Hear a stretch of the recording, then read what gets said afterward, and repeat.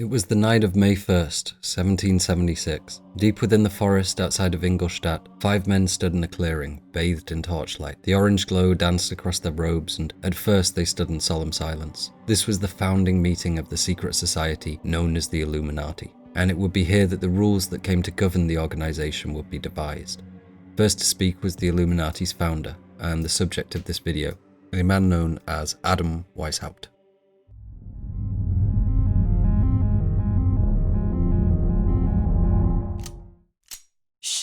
Adam Weishaupt was born on the 6th of February 1748 in Ingolstadt, Bavaria. Adam was a descendant of Jewish converts to Christianity, but had little link to his immediate family after being orphaned at just 5 years old. He was taken under the tutelage of his scholarly godfather Johann Freiherr von Eichstätt. Like Adam's father, Johann was a professor of law at the University of Ingolstadt. Johann was a proponent of the philosophy of Christian Wolff, of rationalism and the Enlightenment, and he influenced the young Weishaupt through his tutelage of these ideals. The Enlightenment describes the period of advancement and learning seen in Europe and America between 1680 and 1820, specifically the flourishing of arts and sciences and the championing of academia and cultural development. The Enlightenment is a reference to the illumination of man through knowledge, i.e. an enlightened or illuminated thinker like young Mr. Weishaupt here.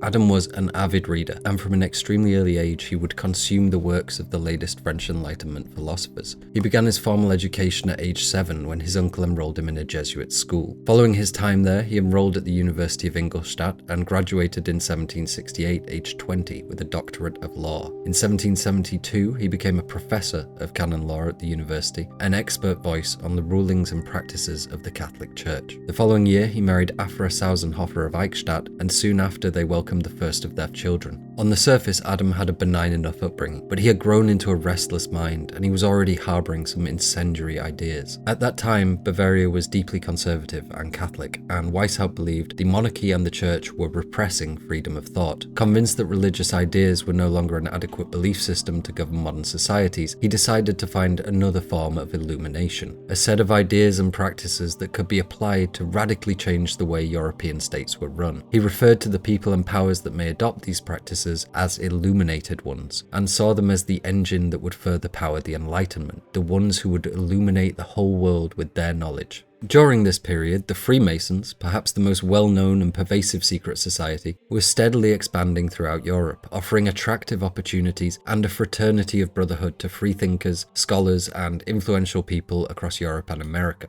Weishaupt initially thought of joining a Masonic lodge, but was quickly disillusioned by many of the Freemasons' ideas and instead decided it would be better to create his own set of principles. During this time, he became absorbed in books dealing with esoteric, occult, and spiritual themes, such as the mysteries of the 7 sages of Memphis and the Kabbalah. He kept his new fields of research as secretive as possible, aware that some of the content would be seen as taboo and even more of it open for ridicule. Even at the time, a recognized academic retreating to his study to research the occult would have raised skeptical eyebrows. Frankenstein is a quintessential text of the Enlightenment era, and in it Victor Frankenstein does exactly what Weishaupt did, retreating to his study to read Heinrich Cornelius Agrippa, a German academic and occultist. And if that's starting to ring certain bells, you're absolutely going to want to watch the video on my main channel, link at the top of the screen. So, to avoid an uproar, Weishaupt was careful to hide such things from his public persona, as he continued to go from strength to strength in the academic world. While teaching at the university, he made the acquaintance of many notable philosophers and academics, such as Johann Feder and Baron Adolf von Knigge. While publicly, he seemed to be simply another proponent of Enlightenment academia, he was in fact grooming a network of contacts,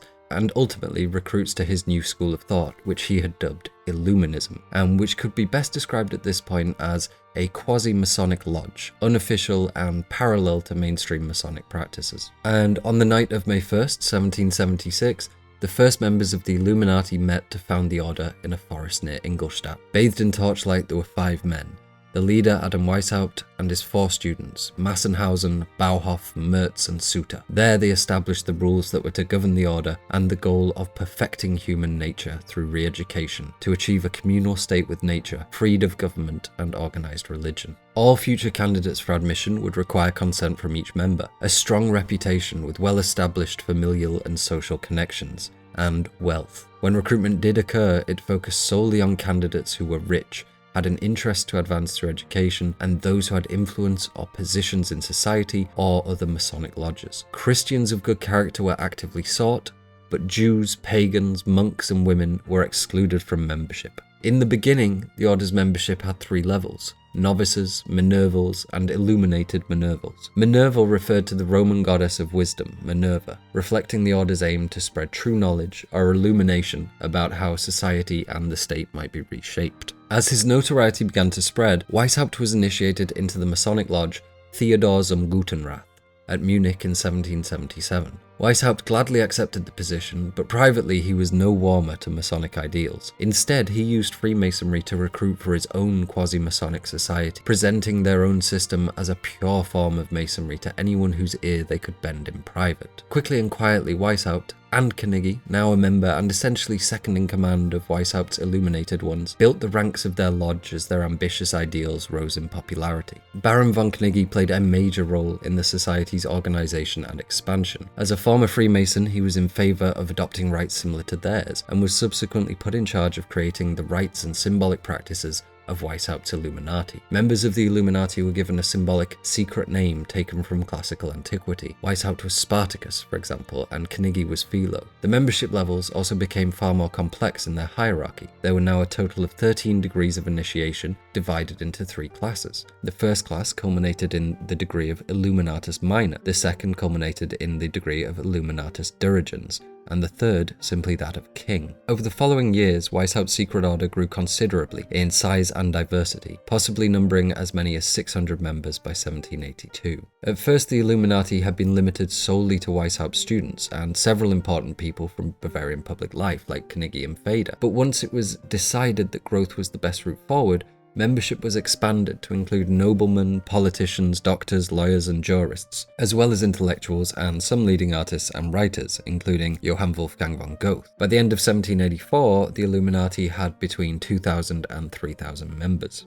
Despite the group's growing number, the element of secrecy was still well maintained, even within the organization. The actual structure of the society was most similar to an elaborate network of spies and counter-spies, local cells that operated independently with information only ever feeding up. Each isolated cell of initiates reported to a superior whom they did not know, and so on across multiple cells, all the way to the top. This structure of informational hierarchy has been successfully adopted by many clandestine groups in the centuries since, and remains a mainstay of spycraft and secret services to this day. While Weishaupt's initial motivations seem clear and well-meaning enough, references vary greatly on the specific goals of the order. Some suggest the order was not egalitarian or democratic internally, but sought to promote the doctrines of equality and freedom throughout society, while others suggest the aim was to combat religion and foster rationalism in its place. According to Weishaupt, he was not against religion itself, but rather the way in which it was practiced and imposed. His thinking, he wrote, offered freedom from all religious prejudices, cultivates the social virtues and animates them by a great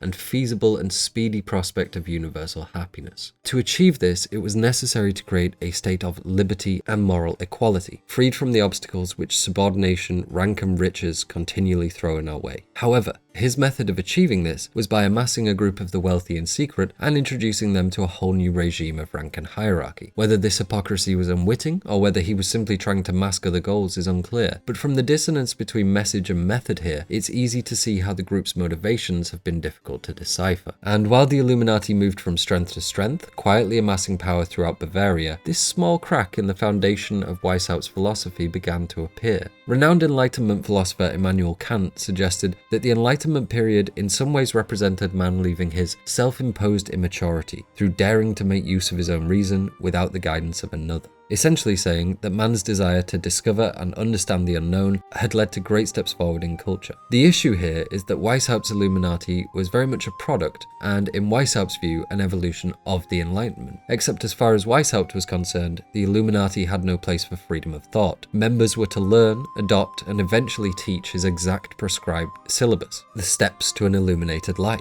rather than being encouraged to forge their own understanding. The members had to obediently read, learn, and think what Weishaupt's order of Illuminati prescribed to them. Many critics have pointed out this inherent flaw in the philosophy of the Illuminati, describing it as a twisting of the Kantian ideals of enlightenment. The independence of thought and judgment required by Kant was specifically prevented by the Order of Illuminati's rules and regulations. Enlightenment takes place here, if it takes place at all, precisely under the direction of another, namely under that of the superiors of the order. Pressures were mounting, both internally and externally, seeking to put an end to the Order's expansion into the upper echelons of Bavarian power. Infighting over philosophy became frequent. Weishaupt and Knigge would increasingly quarrel over the aims and procedures of the Order, a conflict that in the end forced Knigge to leave the society. At the same time, another disgruntled ex-member, Joseph Utzschneider, wrote a letter to the Grand Duchess of Bavaria, supposedly lifting the lid on this most secret of societies. The revelations were a mixture of truth and lies. According to Utzschneider, the Illuminati believed that suicide was legitimate, that its enemies should be poisoned, and that religion was an absurdity. He also suggested that the Illuminati were conspiring against Bavaria on behalf of Austria. Having been warned about this by his wife, the Duke Elector of Bavaria issued an edict in June of 1784 banning the creation of any kind of society not previously authorized by law. The Illuminati initially thought that this general prohibition would not directly affect them, but just under a year later, in March 1785, the Bavarian sovereign passed a second edict, which expressly banned the Order of the Illuminati by name. In the course of carrying out arrests on its members, Bavarian police found highly compromising documents, including a defense of suicide and atheism, a plan to create a female branch of the Order, invisible ink recipes, and medical instructions for carrying out abortions. The evidence was used as the basis for accusing the Order of conspiring against religion and the state. In August 1787, the Duke Elector issued a third edict in which he confirmed that the Order of Illuminism was prohibited and imposed the death penalty for membership. Weishaupt was publicly shamed and stripped of his station, losing his post at the University of Ingolstadt and eventually being banished into exile. He lived the rest of his life in Saxony, where he taught philosophy at the University of Göttingen. During his exile in Saxony, Weishaupt received financial assistance from Duke Ernest II and spent his time writing a series of further works on Illuminism, including a complete history of the persecutions of the Illuminati in Bavaria, a picture of Illuminism,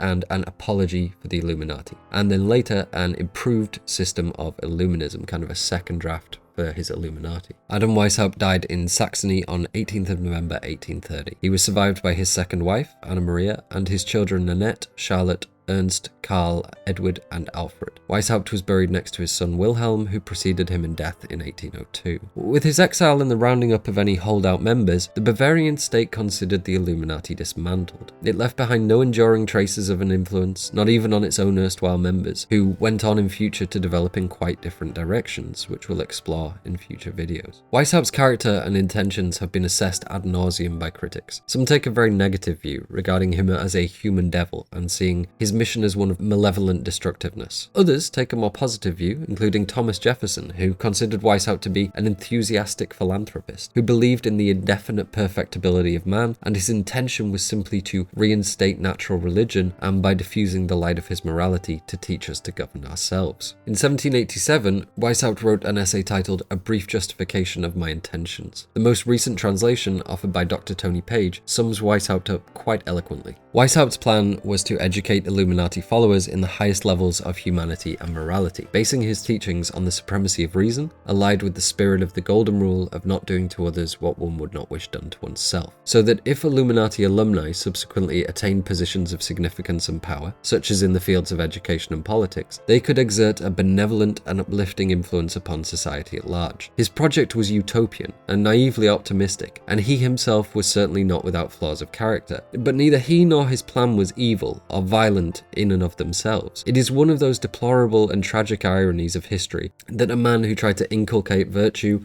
philanthropy, social justice, and morality has become one of the great hate figures of 21st century conspiracy thinking. The legacy of the Illuminati, however, is now far bigger than Weishaupt. While the original band of Bavarian brothers may have been disbanded upon Weishaupt's exile, the blueprint for the Illuminati was only just the beginning. If you enjoyed this video and you would like to see more, please consider giving us a like and a subscribe. Thank you so much for watching, and I'll see you next time where we look at how these remnants of the Illuminati expand and spread throughout Europe and the New World. See you then.